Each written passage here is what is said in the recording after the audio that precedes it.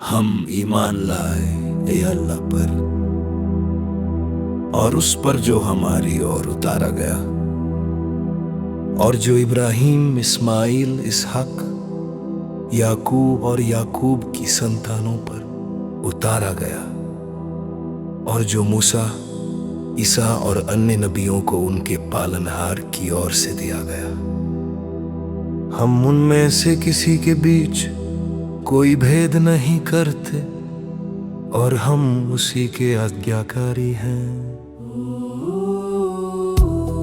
और जो व्यक्ति इस्लाम के सिवा किसी अन्य धर्म को अपनाना चाहेगा तो वो उससे कभी स्वीकार नहीं किया जाएगा और वो परलोक में घाटे में रहने वालों में होगा।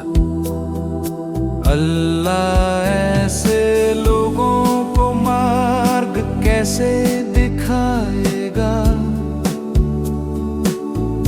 जो ईमान लाने के बाद इनकार कर बैठे, जबकि वे गवाही दे चुके थे कि रसूल सच्चे और उनके पास स्पष्ट प्रमाण आ चुके थे। और अल्लाह जालिम लोगों को मार्ग नहीं दिखाता। ऐसे लोगों की सजा ये है कि उन पर अल्लाह की, फरिश्तों की और समस्त मानव जाति की लानत होगी। वे उसमें सदा रहेंगे, न उनकी यातना हल्की की जाएगी और न उन्हें कोई मोहलत दी जाएगी। हाँ, जो इसके बाद तौबा कर ले और अपने आचरण को सुधार ले तो निश्चय ही अल्लाह तौबा स्वीकार करने वाला अत्यंत दयालु है। निश्चय ही जिन्होंने ईमान लाने के बाद इनकार किया और फिर अपने इनकार में और बढ़ते गए, उनकी तौबा कभी स्वीकार नहीं की जाएगी। और वही भटके हुए लोग हैं निश्चय ही जिन्होंने इनकार किया और इनकार की अवस्था में ही मर गए। यदि वे पृथ्वी भर सोना भी बदले में देना चाहें तो भी उनसे स्वीकार नहीं किया जाएगा। उनके लिए कठोर यातना है और उनका कोई सहायक ना होगा। तुम नेकी को कभी प्राप्त नहीं कर सकते जब तक कि उन चीजों में से खर्च न करो जिन्हें तुम प्रिय रखते हो।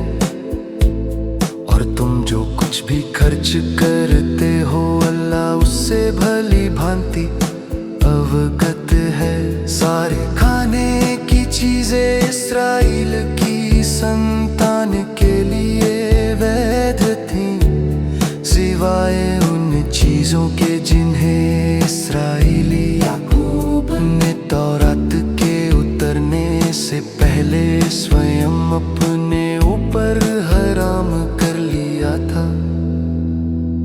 तौरात लाओ और उसे पढ़ो यदि तुम सच्चे हो। इसके बाद भी जो लोग अल्लाह पर झूठ बांधे वही जालिम है। अल्लाह ने सच कहा है,